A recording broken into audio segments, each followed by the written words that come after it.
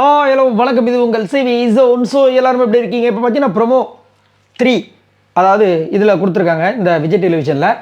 அதில் பார்த்தீங்கன்னா கனி அவர்கள் வந்துட்டு வியானா வந்து ஒர்த்தே கிடையாது அப்படின்ற விஷயங்களும், நம்ம விக்ரம் வந்துட்டு இந்த உலகத்திலேயே நான் தான் வந்து கெட்டவன்ற மாதிரி அவள் பண்ணிட்டா அப்படின்னு ரொம்ப ஃபீல் பண்ணி பேசுகிற விஷயங்கள் வந்துட்டு இப்போ இதில் காமிச்சிருக்காங்க. அது என்னென்னு பார்க்கலாம்.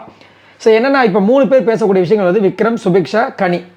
ஸோ ஃபஸ்ட்டு ப்ரோமோவில் வந்துட்டு அவங்க வந்து பேசாமல் போனதும் இவர் அப்படியே ஃபீல் பண்ணி உட்காந்ததும், ரெண்டாவதில் அவர் ஃபீல் பண்ணி உட்காரும்போது இவங்க வந்துட்டு அதுக்கப்புறமா இதெல்லாம் ப்ராங்க் அப்படி சொன்னதும், இப்போ மூணாவதில் இவங்க பேசுகிற விஷயம் 3 ப்ரோமோ இது தான் வந்திருக்கு.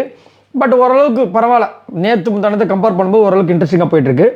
அதில் வந்து விக்ரம் வந்து கனிக்கிட்ட என்ன சொல்கிறாருன்னா, ஃபேமிலிலாம் பார்த்துட்டு இருக்காங்கன்னு தெரியும் அந்த பொண்ணுக்கு, நான் ஹர்ட் ஆகும்னு தெரியும், ஹர்ட் ஆகும்னு தெரிஞ்சே நான் ஹர்ட் பண்ணுறா, அதுதான் ரொம்ப கஷ்டமாக இருக்குது. 90 நாளுக்கு மேலே நான் என்ன எஃபர்ட் பண்ணி எனக்கு தெரியும், நான் போட்டிருக்கேன். ஆனால் அவன் என்ன சொல்கிறான், அவ்வளோ பண்ணியும் நீங்கள் எதுவுமே பண்ணலன்ற மாதிரி வந்து டிஸ்ப்ரூவ் பண்ணுறா. நான் அங்கேயே டிஸ்ப்ரூவ் பண்ண முடியாதுன்னும் போது அவகிட்ட எப்படி நான் டிஸ்ப்ரூவ் பண்ண முடியும்? அதே மாதிரி வந்துட்டு அவன் அந்த வாரம் முழுக்க என்னைய இந்த உலகத்துலேயே நீ தான் வந்து கெட்டவன் அப்படின்ற மாதிரி வந்து என்னை வந்து ப்ரொஜெக்ட் பண்ணுறதுக்கு ட்ரை பண்ண மாதிரி எனக்கு தோணுச்சு அப்படின்போது கனி அழகான ஒரு வார்த்தை சொல்கிறாங்க. இந்த இதுக்குன்னு இல்லை, ஆனால் அந்த வார்த்தை ரொம்ப அழகாக இருந்துச்சு. என்னென்னா, நல்லவனாக இருக்கிறது மட்டுமே ஏமாளியாக இருக்க காரணம் ஆகிடக்கூடாது. ஏமாளியாக இருக்கிறதுக்கு நிறைய காரணங்கள் இருக்கலாம், ஆனால் நான் நல்லவனாக இருந்தால் அதனால் ஏமாற்றிட்டாங்கன்றதுக்கு காரணமாக இருக்கக்கூடாதுன்னு சொன்னாங்க. கனி வேறு லெவல். இது இவருக்காக பொருந்துமா அதற்காக நான் சொல்ல வரல, உண்மையிலே சரியான ஒரு விஷயம் அந்த இது. அது எனக்கு ரொம்ப பிடிச்சிருக்கு. நல்லவனாக இருந்த காரணமே மட்டுமே ஏமாளியாக இருந்திருக்க காரணமாக இருக்கக்கூடாது. வேறு லெவலில். நீங்கள் உங்களுக்கு அது டச்சபுளாக இருந்துச்சான்னு சொல்லுங்கள். அதுக்கப்புறம் வந்து கனி நான் என்ன சொல்கிறேன்னா அப்படின்போது அவங்க முடிச்சிடுறாங்க, ஒர்த்து இல்லை வியானா, ஒர்த்து இல்லை அந்த அளவுக்கு அப்படின்ற மாதிரி சொல்லி முடிக்கிறாங்க. பட் நிறைய பேரோட கருத்து என்னவாக இருக்குன்னா, இந்த ரீஎன்ட்ரி நடந்தப்போ வியானா மட்டும் தான் தரமான சம்பவத்தை பண்ணி தான் யாருன்றதை 2வது சான்ஸ் சமயம் பண்ணிட்டாங்க, ப்ரூவ் பண்ணிட்டாங்க. மற்றவங்க யார் எல்லாருமே வந்து மறுபடியும் வந்துட்டு தட்டு ஃபுல்லாக மிச்சரை போட்டு சாப்பிட்ட மாதிரி தான் வந்துட்டு கமெண்ட்ஸ்லாம் போயிட்டுருக்கு. சரிங்களா? இதில் வேறு வந்து எஃப்ஜேவை சுத்தமாக கண்டுக்கவே இல்லை வியானா.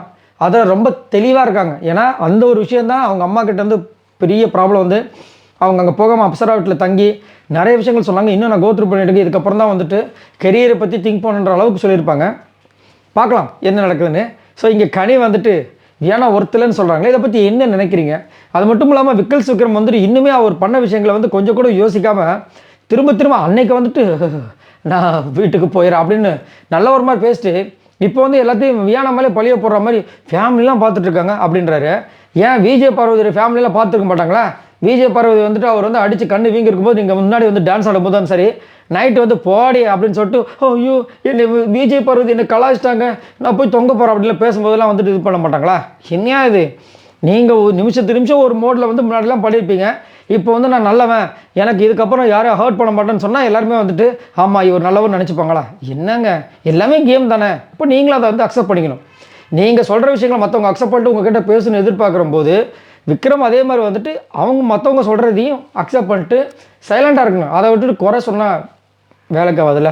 ஏன்னா இருக்கையிலே பயங்கரமான உண்மையிலே வந்துட்டு அவருடைய கேம் ஹார்டாக இருக்குன்னா அந்த கேம் விளையாண்டது நம்ம விக்ரம் மட்டும்தான். அவ்வளோ ஹார்டாக விளையாண்டுட்டு இப்போ வந்து இவ்வளோ பேச்சு பேசிகிட்டு இருக்காரு. அதுவும் இப்போ ஏன் இவ்வளோ தைரியமாக பேசுகிறாருன்னா கனி வந்த காரணத்தினால. ரைட், கனி வந்தால் அப்புறமா தைரியம் வராதா? ஏன்னா கனி எப்பேற்பட்ட ஆள். இதை பற்றி உங்களோட கருத்துக்களை சொல்லுங்கள். பாய் நண்பர்கள்.